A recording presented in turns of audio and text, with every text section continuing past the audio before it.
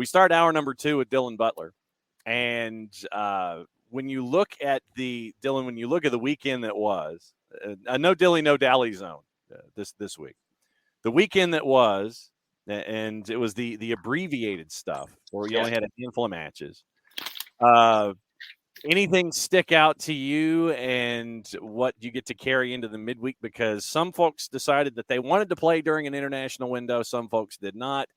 And some folks' fantasy teams took a beating because of it. So what sticks out in your mind as we get ready for weekend, midweek, weekend? Yeah, I mean, I don't know if you add it to the abbreviated. It wasn't on the weekend, but we haven't spoken since this. But maybe Houston's ownership of LAFC, like going back, right? So last Wednesday, you go back to back. You win at LAFC as well, so that was impressive. I thought obviously another incredible goal, right? With Salt Lake, and by the way.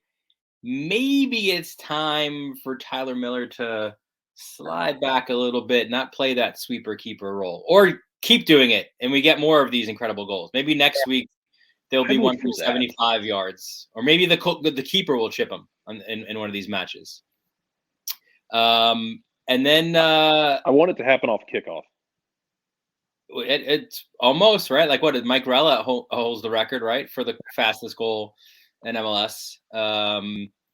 But even that wouldn't break the record, right? Like unless you pass it all the way back to your keeper and then he chips. But I thought New England, even though kind of both teams were shorthanded, an impressive win for New England. Gustavo Bo played really well in that one against Orlando. And then, NYCFC clawing back a point. A positive, although you're home, you need to get 3. But it was against a very in-form Columbus team. So, I almost feel they're in different boats, but you almost feel similar for NYCFC as in Miami, right? Let's tread water. Let's get close to the line. Let's get within a touching distance, and then we'll make our moves in the secondary transfer window. Obviously, there will not be a bigger one than Miami's move. But NYCFC, no doubt, will go into those waters and get themselves, you would think, certainly a 9 and maybe more. Jarrett Smith for Dylan Butler, go for it. I mean, we kind of already started the Houston weird dynamic of what they did to LA. Overall, though, we get Houston against San Jose coming up this week, and oh man, what is it that Ben Olsen's doing that's working? Because it feels stable, for lack of a better word, for the first time in a while. Yeah, for sure, and I think probably a big part of that, it would seem to be, and we've spoken about it before, a buy-in, right, from Hector Herrera. So I don't know if he was completely bought in a year ago when he came over. Certainly inconsistent play from him when he made the move, but he appears to be that guy now. And listen, DC, I know you have to go back a couple of MLS versions to when Olsen started as DC coach, but they were really good when he started there as well. So, is it so much of a lengthy sort of new coach bump, or is he doing something tactically? I mean, he's certainly, one thing you could say about him, and I think when teams are going well, it works. This type of manager works, is that he's a player coach, right? He was a player. He's that guy to have a beer with. So I think when times are good, that helps. And I think that locker room, it appears, is a cohesive one, and they're getting the fans back. And it's exciting to have the Dynamo back. I remember years back, man, I'm dating myself here, but like they were the team, and I remember going to, was it Robertson Stadium,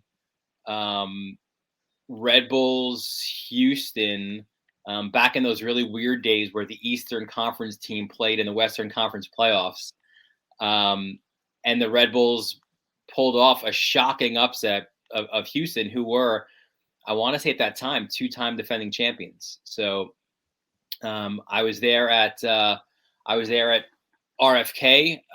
for one of the MLS Cups when with Houston, the Raccoons. the Raccoons. The 2 seats over was a press seat. Raccoon had a press pass on for Houston, New England MLS Cup. So I mean, they were the team, right? Like they're not.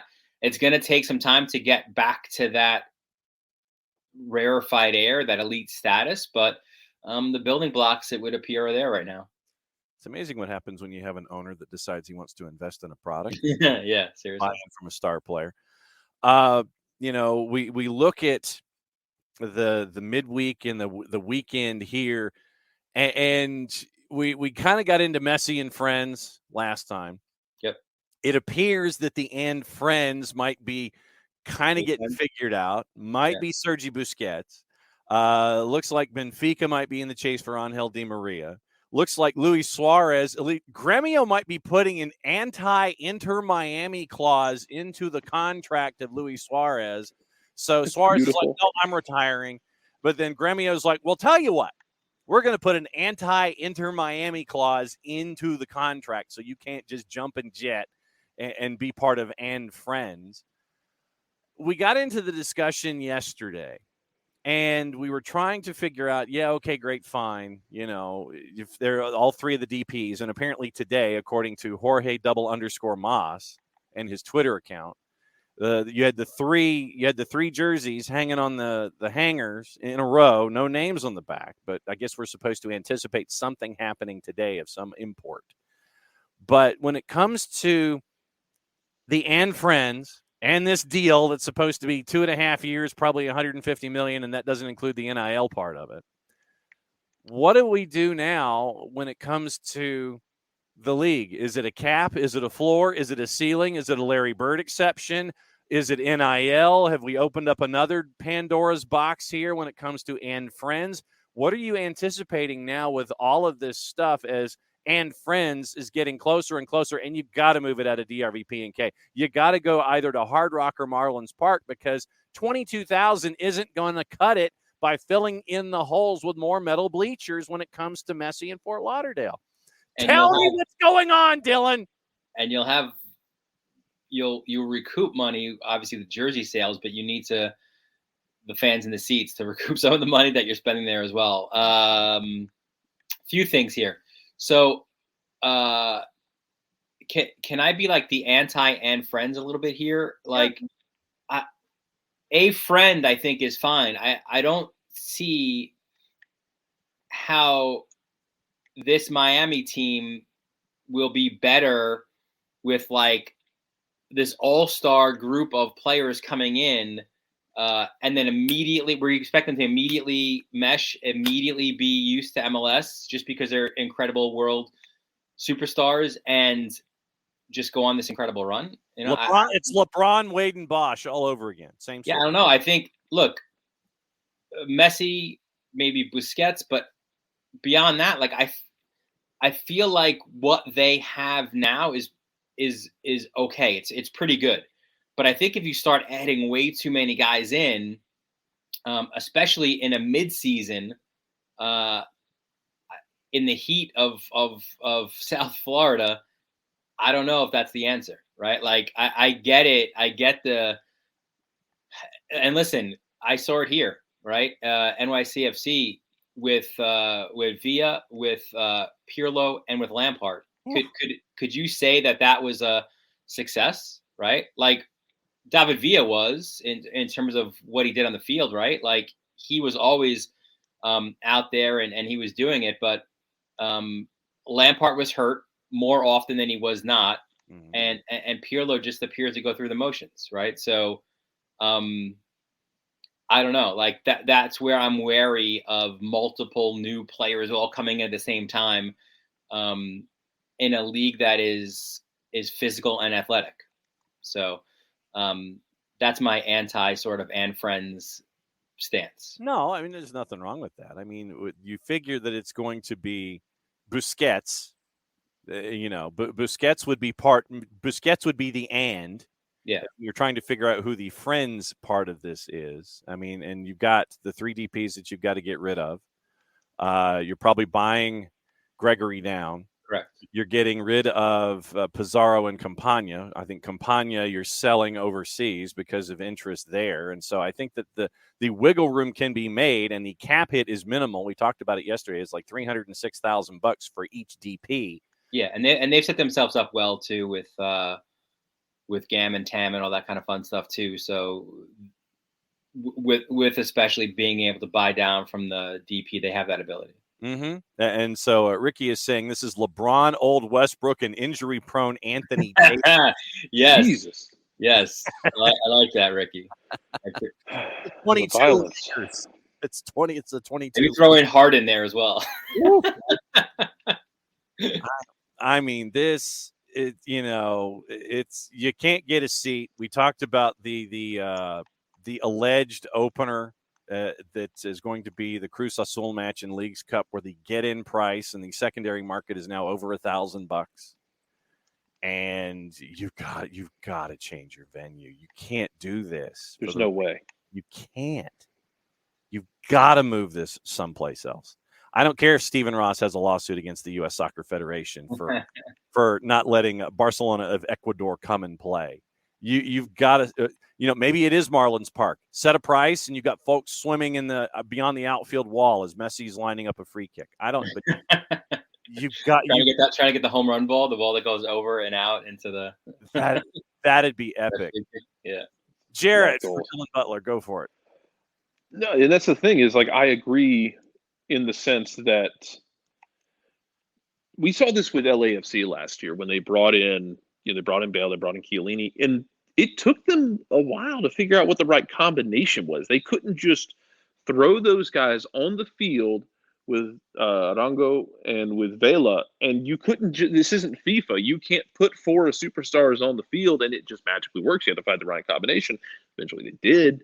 I do feel the same way about Miami. That, like, yeah, it'll make for some fun times, but I also kind of have a similar vibe to Toronto last year. I think it was Matt Doyle who said it so simply, which was during one of Toronto's really bad games of Insigne ain't fixing this. Like, Messi isn't fixing Miami by himself. Miami has. I really want to see what Miami looks like after the winter window, if that makes sense. I know that, and that's another window away, but let me see what that whole project looks like after another off season. And listen, Bale, it took Bale until what? The 7th minute of stoppage time in the MLS Cup to make his impact, right? Yeah. So, and he goes, "I'm out." Yeah, hitting the links. Yep, it's like, oh, look, Riviera. And he just kind of goes, he goes this way. I mean, yeah, probably the easiest thing to do. We talk about juice boxes on the show, obviously, because they're out there and folks like to invest juice boxes. Is probably the safest play the over when it comes to Messi and for the remainder of the season. Over in terms of goals scored, or take the over in any of these goals conceded. Yeah, I mean, because if it's and Jarrett was mentioning this, because if it's Messi and Busquets, and probably, possibly, maybe certain, according to Marillo, Tata comes in, you're going to have to hang on to the ball, because otherwise folks are going to be beating you in transition, and you're going to have old dudes looking like traffic cones in short order. I mean, this could get off the rails pretty quick unless you have somebody who believes in possession as one of their tenets of being the coach for Inter Miami going forward. Yeah, I'm just pulling up their schedule now. Is there, as I glance down, you guys can probably answer quicker than I can look, but after he's expected to come in, is there another Atlanta matchup? September 6th. Oh, and Mercedes-Benz. Oh, yeah, buddy. It's Mercedes-Benz, it's Joseph, and it's Tata coming back, and Messi. Uh-huh. Yeah. That has 5-4 written all over it. That would be amazing. Yeah, and then I know that this will come as no surprise, but they are opening up Full House for that one. Yeah. I mean, Atlanta goes to DRVP and K for Leagues Cup in late July. Then you've got regular season Charlotte. You've got regular season Red Bulls at Red Bull Arena. Then you come back and you host Nashville at the end of August. September, you go to LAFC. They need to play that one in the Rose Bowl. I'm sorry. That's going to be amazing, too. They can't because of college football. They can't get an alternate venue. I don't think they can get into the Rose Bowl. They might be able to get into the Mausoleum. I don't think they can. So I think they're stuck at BMO Stadium unless they play like out at Fontana or something. And they just be too far? Hey, just wherever you can find it. Right? Yeah, I mean, seriously, you got to find a spot, but that's bigger than BMO Stadium, but I don't think one's available. Then you host Sporting. Then you go to Mercedes-Benz, September 16th. Joseph, Tata allegedly, Messi, and at Mercedes-Benz. And then obviously you've got another couple of home matches. Probably no Almada, right? Don't know. I mean, yeah, I mean, but the thing is, Ricky, with SoFi, is it wide enough? And that's the current issue. Yeah. And that's, why it wasn't really named as a venue as a part of LA. They know that they've got some work to do. They got to blow out some seats. They got to take out the rib spreader and go like this, and make sure that they can be a wide building. And it's I mean, oh, brother, there's going to be some issues with some folks having to pay premium price for all of these tickets, man. I mean, this is. I will say this, if like the Apple TV subscription wasn't enough of that incentive for you to have season tickets, like now's the time. I mean, here's a question for you guys. Like, I don't know what I mean, I would go, I guess, to the match. So I'm not a great sort of businessman in terms of having a season ticket. But if you have a season ticket and you put your tickets on sale for the Miami match, Jarrett. Yeah. What do you want? I know that there has been discussion amongst some of us here at the network. Nick and I are going to fund a team by ourselves selling our tickets. You can get a USL League One side out of that. Yeah, absolutely. We got plans. Well, and the thing is, you're looking at Soccer Down Here FC. Yes, exactly correct. Well, and the thing is, team in the Mongolian League. Yes, I mean, but the thing is that Dylan, Jarrett, and Nick have decent seats. I mean, this is not something where they're like up in the 300s or something like that, and they're off in a corner. They each have decent seats for their season tickets. Yeah. They could pay for their season tickets. They could pay for a League One franchise, and they could probably have something left over if they decide. What you can do, like, this is what. Start a team in the Mongolian League. I'm going to give you an example. It's slightly different than that, but first, here's what I would do if I were Jared. I would sell those. I would go to the best steakhouse in Atlanta. The match is going to be on.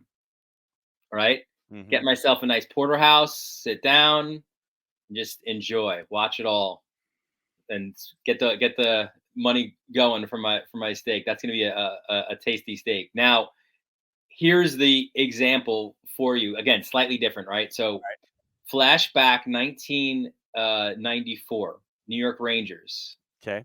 Cup run. Yeah. At the time, I was a college student, and we had a mini plan, but the mini plan gave you all of the playoff games, right? So I was up in the blue seats at the Garden, maybe a 12-game, 14-game regular season, whatever it was. But you had guaranteed that seat every game of the playoffs.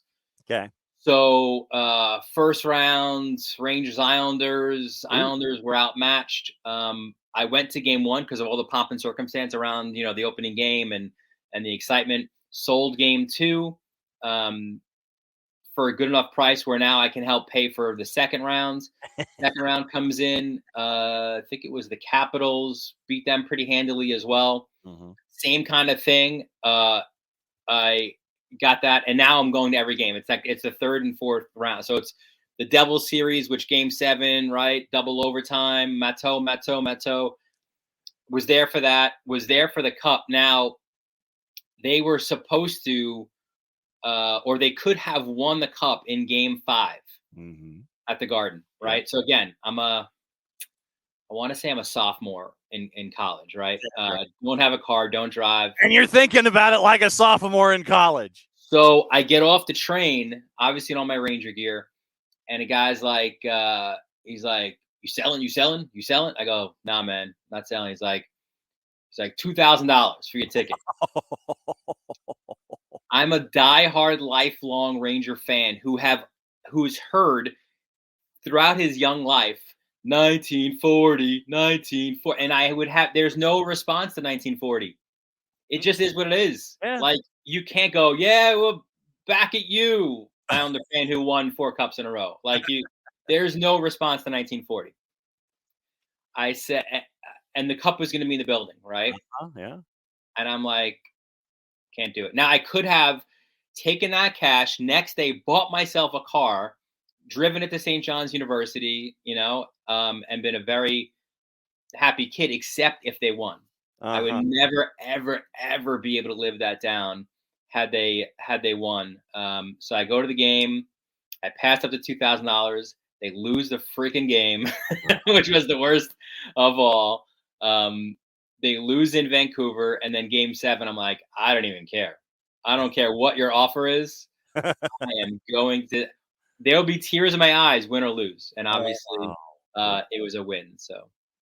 See, this is what happens. I mean, right now we've got folks who are in the Twitch pitch, who right now Parzival is saying that theirs have gone from 140 to a suggested 1,600, and they're going. Emilio's is going for about 550. Michael Head tickets in his section are going for 600. Michael, turf is not the issue. It would be the back-to-back. That would be the issue. Turf is not a problem. He played on turf in Liga and in random spots in other competitions. It's not the turf that's the issue. It's the back-to-back. So keep an eye on that. Tickets in Michael's section going for 600. Michael says all the people buying $500 tickets are going to be pissed if Messi doesn't play. That is true. He gets a calf injury at training, and he's out for a few weeks. But then, but you've got people who, before the announcement by Jorge _Mas that that Messi's not showing up until Leagues Cup, you had folks in DC buy 10,000 extra tickets. You had folks at Subaru Park in Chester buying tickets for the game this weekend, just on the off chance that Messi pops out of the Pope Mobile, goes like this, and hops back in the car and goes, under the stands in Chester, goes back over the bridge, heads to the airport, takes his plane, and goes wherever. I mean, it has been a boon for teams that have nowhere close to a sniff of seeing Lionel Messi play. What are Atlanta? Approximately, what are Atlanta season tickets going for? Whoa. Jarrett, since you are the season ticket holder, you would know better than I. Oh, God, I think so mine are right behind, like one section off from being directly behind the goal, opposite the supporter section, about 5th row off the field. And I think it's like $650 a pop for the season, maybe $700 a pop for the season. That's not bad. Yeah, Michael's. Yeah. So Michael Heads, his were $1,500 each. I think Michael is more on the football sideline sides where Jarrett's in the end zones. So yeah, I'm right. I've seen Messi play. I've been fortunate. I think I've seen him twice. I've seen him for Barcelona, and I've seen him for Argentina at MetLife when they lost, when he missed his PK in the Copa America Centenario final, and then he announced his international retirement, which of course he clearly backtracked from. So I mean, I would sell, but I've seen him. So Let's see. Ricky is in the corner in the 200s. Opposite supporter section, his are around 600 And see, each. the thing is, like, even if he doesn't start, do you know what the pop is going to be? If he's, 50th, 60th minute, Messi gets off the bench and just starts warming up in the corner. Oh, absolutely. I saw it with Beckham, and it's going to be even more than that. Mm-hmm.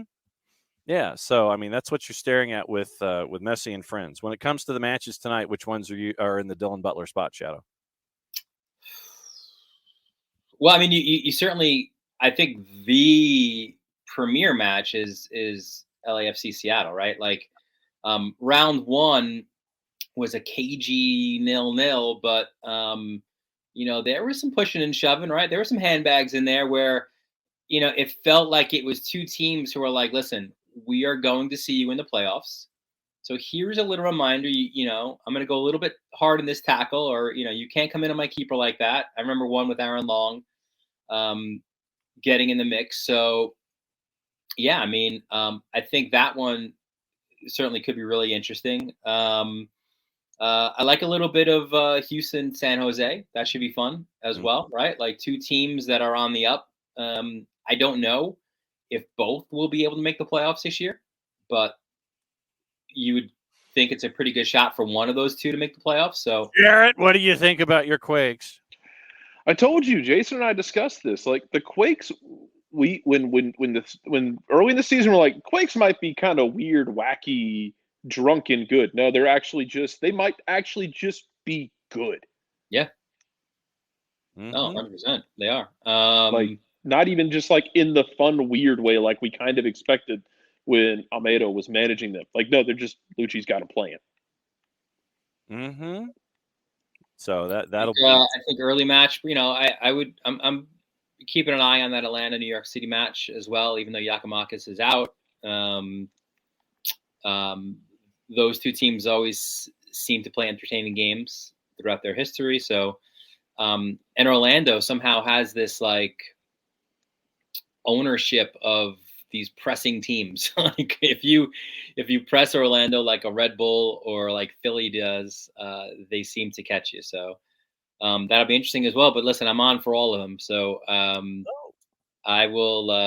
I'll have the 360 on and watching the whip around and getting my taste of all those matches. Okay, so what's the latest with MLSsoccer.com and OSDB? Yeah, with OSDB, I think this week after the Berhalter news kind of changed some of the plans. I was going to do a Leagues Cup. I think I told you last week I was going to do like a Leagues Cup sort of viewers guide. That now got postponed because of the wild and wacky with Berhalter. So this week we're going to start diving into the Women's World Cup, where we're about a month away or so, right? Yeah. So we'll start doing probably 4 stories leading up to it. Players to watch, teams to watch, matches to watch, and of course, we'll dive into the U.S. as well. By the way, just quick on Berhalter, because I'm sure you guys have spoken about it ad nauseum. It's weird, man. Like, I mean, obviously it's weird, but like I was of two thoughts to this, right? Like, I thought he deserved the opportunity off of what he did in the World Cup to come back. And we've spoken about that, I think. And then everything happens and they go to an interim. So it's not that I didn't think he deserved to be back. I just thought he wouldn't be back. Right. Like but I mean, his contract hadn't, his contract had ended technically. So yeah, he didn't get fired. Right. They just didn't renew him. Right. But I do think I do like the idea of him pushing this group forward. And listen, I feel like when you get Pulisic and others to tout his praises and say that they want him, then who are we to say no, right? Like these are the guys who are leading the line. So I thought it was I think that's a good move, and obviously great showing in Vegas for the US. Yeah, no doubt about it. They go through Nations League, getting ready for Gold Cup, and it will definitely be It will be intriguing, and I feel like I should do this after I do intriguing. Put your pinky at the edge of your mouth, kind of like Dr. Evil, and see what it's going to look like. But $1 million. exactly. What's the latest with Varsity Media? Or are you in the off season? Just about in the off season. Got a couple. There's like a Long Island lacrosse showcase tomorrow. 4 games. I'm doing the first 2. It's rising freshmen, sophomore, juniors, and seniors, Nassau versus Suffolk. Fun showcase event at Hofstra. And already starting to plan out the football season. I know yours comes earlier than ours. Middle of August. But the plans, yeah, we're ours. We'll start our coverage late August with preview shows, and then I think Labor Day weekend we kick off. So there you go. So we'll be looking forward to it because high school football will be here before we know it. We'll get to talk about that. Seriously. Dylan_Butler. Dylan, great as always to have you coming on Wall Pass Wednesdays to talk about everything on your mind when it comes to Major League Soccer. Thanks for hanging out. We'll catch up next week. All right, boys.